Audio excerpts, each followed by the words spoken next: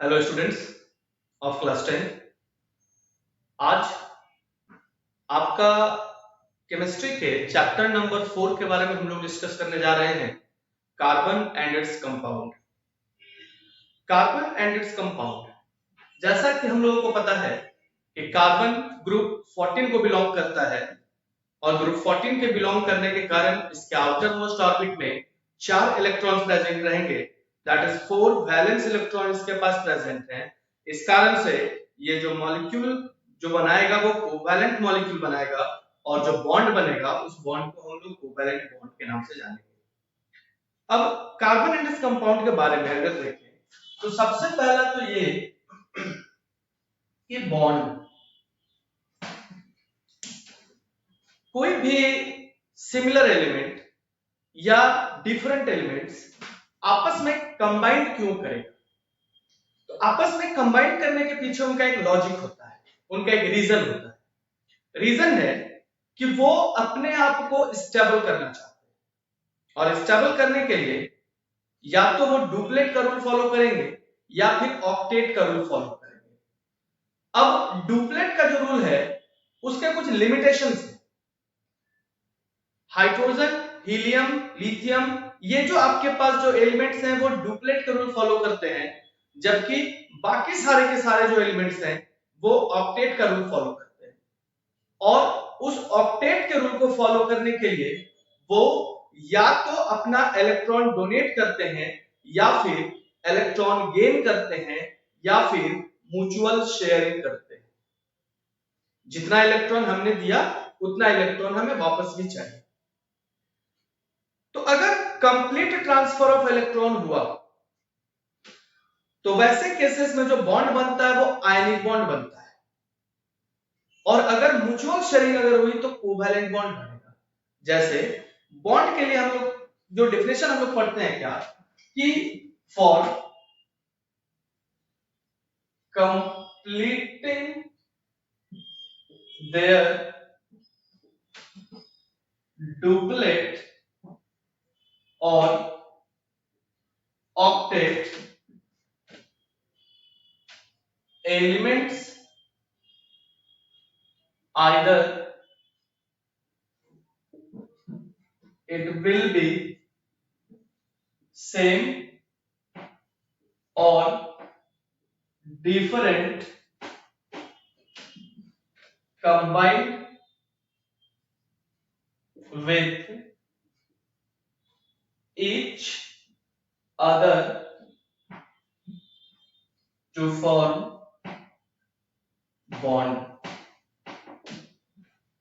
अपने डुप्लेट को पूरा करने के लिए या अपने ऑक्टेट को पूरा करने के लिए एलिमेंट्स आपस में कंबाइन करते हैं और कंबाइन करके एक बॉन्ड का फॉर्मेशन करते हैं। अब ये बॉन्ड हमने कहा दो टाइप का। पहला जो बॉन्ड है उस बॉन्ड को हम लोग कहते हैं आयनिक बॉन्ड और दूसरा होता है कोवैलेंट बॉन्ड। इस आयनिक बॉन्ड को ही इलेक्ट्रोवैलेंट बॉन्ड के नाम से भी जाना जाता है, ionic bond and covalent bond. तो चूंकि हम लोग कार्बन एंड इट्स कंपाउंड के बारे में पढ़ रहे हैं तो हम लोगों को कोवैलेंट बॉन्ड ही पढ़ना है, लेकिन इस कोवैलेंट बॉन्ड को समझने से पहले हम लोग समझ लेंगे कि आयनिक बॉन्ड भी क्या होता है। अब आयनिक बॉन्ड जो हमारे पास है, आयनिक बॉन्ड, इस आयनिक बॉन्ड का फॉर्मेशन होता है कंप्लीट ट्रांसफर ऑफ इलेक्ट्रॉन से, यानी एक जो एलिमेंट होगा वो अपना इलेक्ट्रॉन लूज करेगा और दूसरा जो एलिमेंट होगा वो उसको गेन करेगा, तब उन दोनों के बीच में जो बॉन्डिंग होगा उस बॉन्ड को बोलेंगे आयनिक बॉन्ड। जैसे आयनिक बॉन्ड के लिए हम लोग लिख रहे हैं क्या, in this type of bond complete transfer of electron takes place. complete transfer of electron takes place. As for example, मान लो कि अगर हमारे पास एक सोडियम है और एक क्लोरीन, एक सोडियम हमारे पास एटम है और दूसरा क्लोरीन एटम, तो सोडियम और क्लोरीन आपस में बॉन्ड का फॉर्मेशन करेंगे, एक मॉलिक्यूल का फॉर्मेशन होगा NaCl सोडियम क्लोराइड। अब यहां पे सोडियम और क्लोरीन, ये जो दो एटम्स हमारे पास हैं, इन दोनों का नेचर जो है वो पॉइजनस है, दोनों का नेचर वोलेटाइल है। सोडियम अगर इसको वाटर में डाल दे आग लग जाएगी, हवा में अगर उसको रख दे आग लग जाएगी। क्लोरीन स्मॉल अमाउंट में इनहेल कर ले हेडेक शुरू हो जाएगा, और अगर लार्ज अमाउंट में इनहेल कर लेते हैं तो हमारी डेथ तक हो सकती है। दोनों का नेचर जो है वो पॉइजनस है, लेकिन जब दोनों को आपस में मिलाते हैं तो सोडियम क्लोराइड का फॉर्मेशन होता है, जो हमारे जीवन का एक अभिन्न हिस्सा है। हम लोग एक सॉल्ट का फॉर्मेशन करते हैं। तो मेनली होता क्या है, तो सोडियम और क्लोरीन के बीच में, इन दोनों के बीच में केमिकल रिएक्शंस होंगे, इन दोनों के बीच में केमिकल बॉन्डिंग होगी। तो सोडियम का एटॉमिक नंबर होता है 11। आपने इसको सीखा है कि अगर सोडियम मेरे पास 11 है, ये टूटेगा 2, 8 एंड 1 में, और क्लोरीन का एटॉमिक नंबर 17 है, ये टूटेगा 2, 8 एंड 7 में। हम लोगों को ये पता है कि कोई भी अपना ऑक्टेट पूरा करना चाहेगा, तो सोडियम के आउटर शेल में इलेक्ट्रॉन की संख्या 1 है। अब इसको ऑक्टेट पूरा करने के लिए 7 इलेक्ट्रॉन चाहिए, वो 7 इलेक्ट्रॉन तो कोई नहीं देगा। तो वैसे केस में इसके लिए आसानी हो जाएगी कि वो अपना वैलेंस इलेक्ट्रॉन डोनेट करे। तो जैसे ही अपना वैलेंस इलेक्ट्रॉन डोनेट करेगा, तो इसके आउटर शेल में जैसे ही ये 1 चला गया, तो इसके पास क्या बचेगा, 8 इलेक्ट्रॉन बचेगा आउटर शेल में। तो सोडियम हो गया अपना स्टेबल। अब क्लोरीन की बारी है, चूंकि ये लूजर है, ये डोनेट कर रहा है, तो एक्सेप्टर भी कोई होना चाहिए। तो अगर पेरियोडिक टेबल आपको पता है, तो ग्रुप 17 सबसे बेस्ट एक्सेप्टर माना जाता है, क्योंकि उसके आउटर सेल में इलेक्ट्रॉन की संख्या 7 है, तो ऑक्टेट पूरा करने के लिए वो 1 इलेक्ट्रॉन लेगा।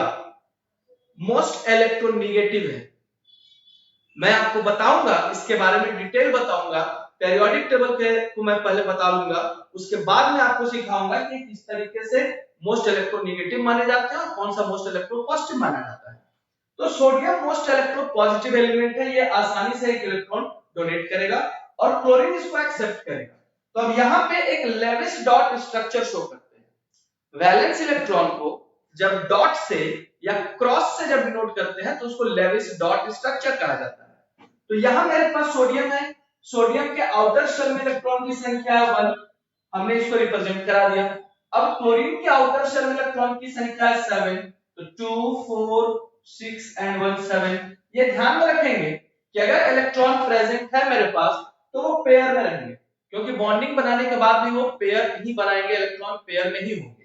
तो अब ये सोडियम है और ये क्लोरीन है, ये एक्सेप्टर है, ये क्या करेगा, इसका एक इलेक्ट्रॉन अपनी तरफ अट्रैक्ट करेगा, इन दोनों के बीच में बॉन्ड बना। अब सोडियम चूंकि इलेक्ट्रॉन लूज कर रहा है इसलिए चार्ज शो करेगा प्लस, और क्लोरीन इसको एक्सेप्ट कर रहा है इसलिए चार्ज शो करेगा माइनस, और इन दोनों के बीच में ये बॉन्ड बना।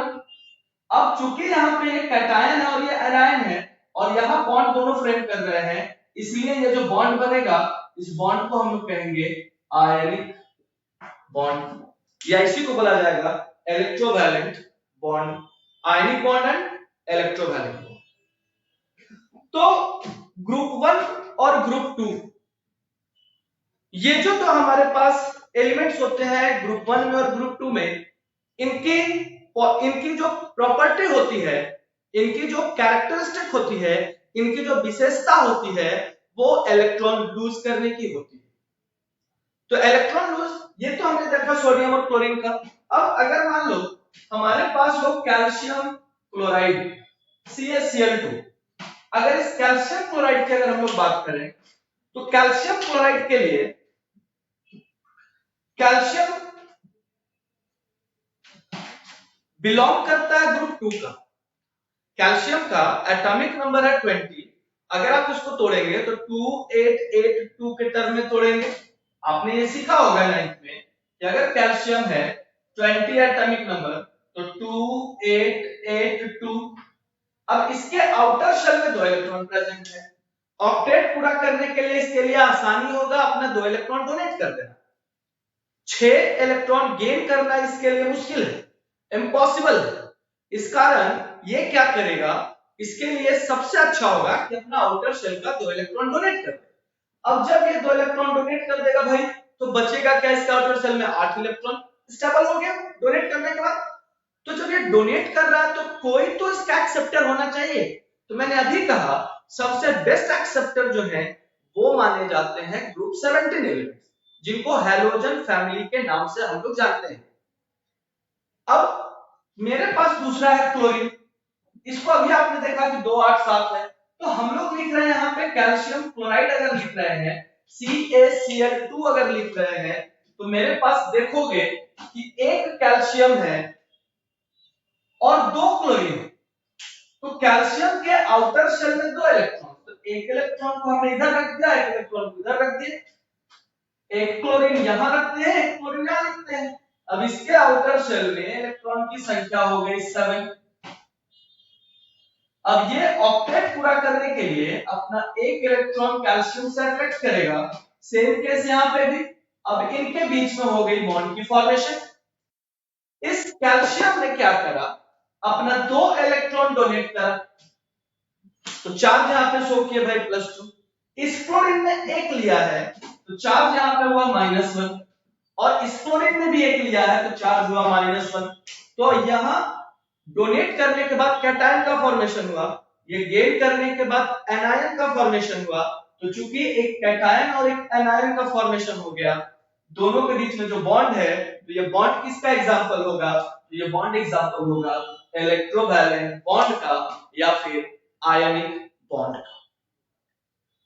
तो आयनिक बॉन्ड का फॉर्मेशन कब होगा, कंप्लीट ट्रांसफर ऑफ इलेक्ट्रॉन।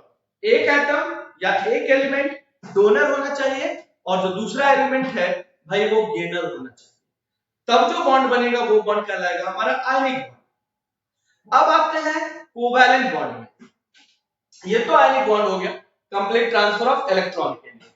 अब जब कोवैलेंट बॉन्ड की बात करते हैं, तो चूंकि हमारे पास कार्बन एंड फैमिली है, तो कोवैलेंट बॉन्ड जरूरी नहीं है कि सिर्फ कार्बन ही शो करे। अगर पेरियोडिक टेबल याद है आप लोगों को, तो उस पेरियोडिक टेबल में जो पी ब्लॉक एलिमेंट है, तो ग्रुप 14, 15, 16 एंड 17, ये जो 4 ग्रुप्स हैं, ये 4 ग्रुप्स कोवैलेंट बॉन्ड का फॉर्मेशन करते हैं। अभी मैं दिखाऊंगा आपको, इन चारों से एग्जांपल मैं अभी आपको दिखाऊंगा। तो पहले चलते हैं कोवैलेंट बॉन्ड के बाद। Covalent bond, this type of bond is formed by the mutual sharing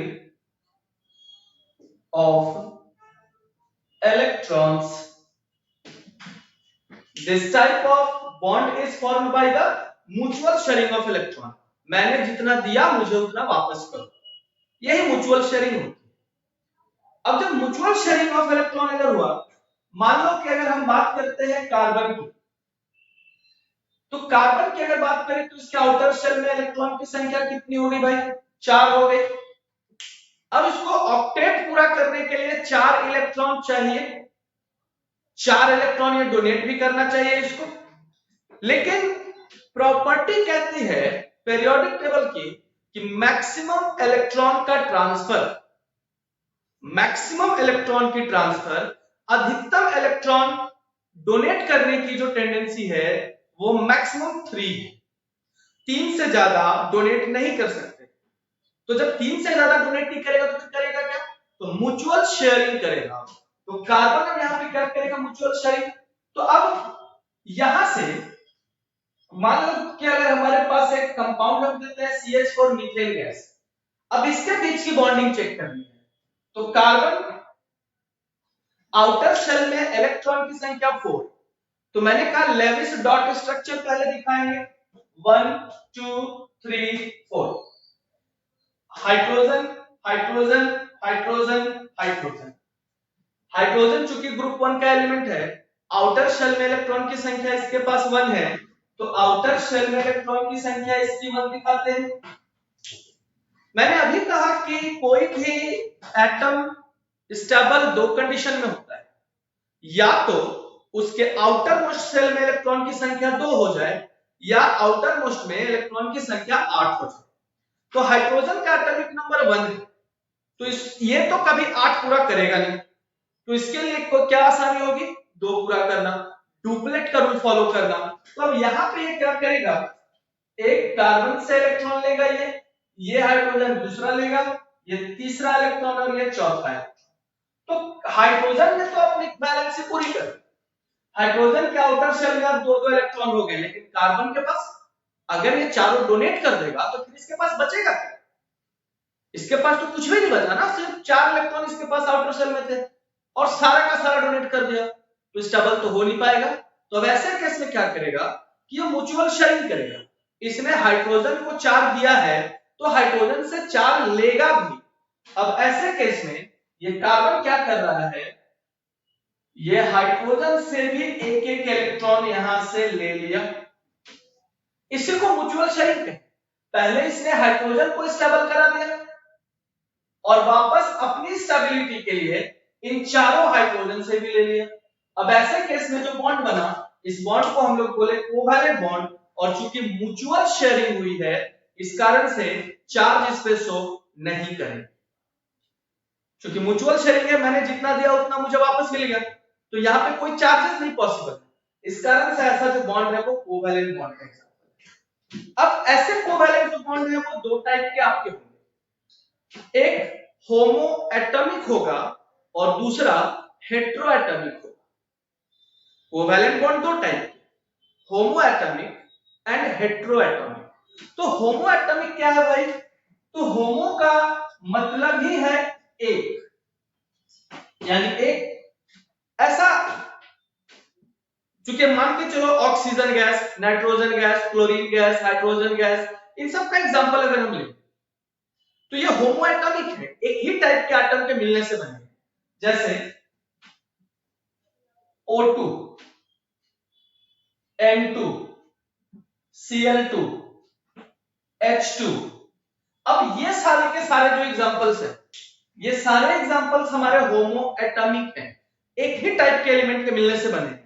तो यहां ऑक्सीजन आउटर शेल में इलेक्ट्रॉन की संख्या हो गई 6, दूसरा ऑक्सीजन ये भी आउटर शेल में इलेक्ट्रॉन की संख्या हो गई 6।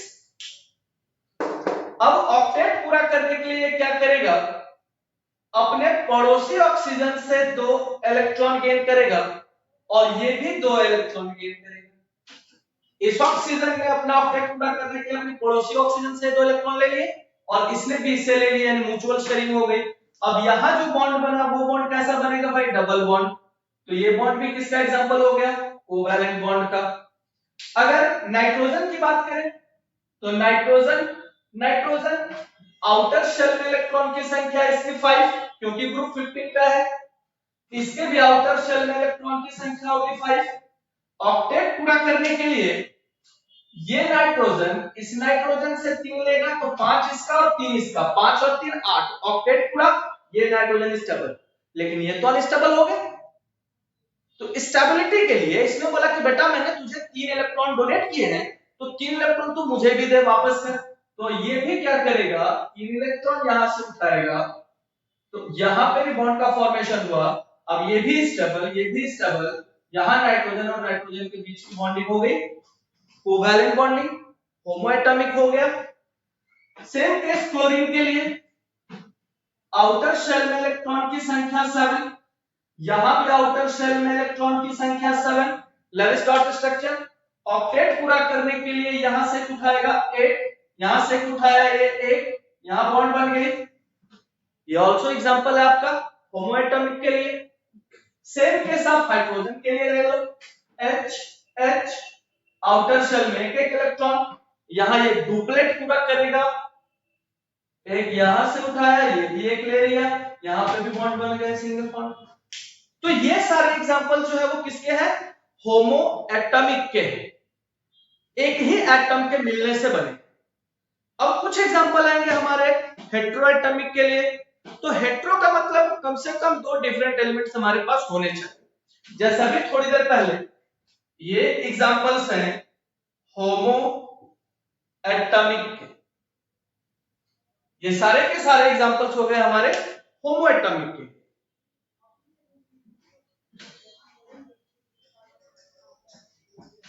अब जो एग्जांपल मैं आपको बताने जा रहा हूं वो है हेटेरोएटॉमिक।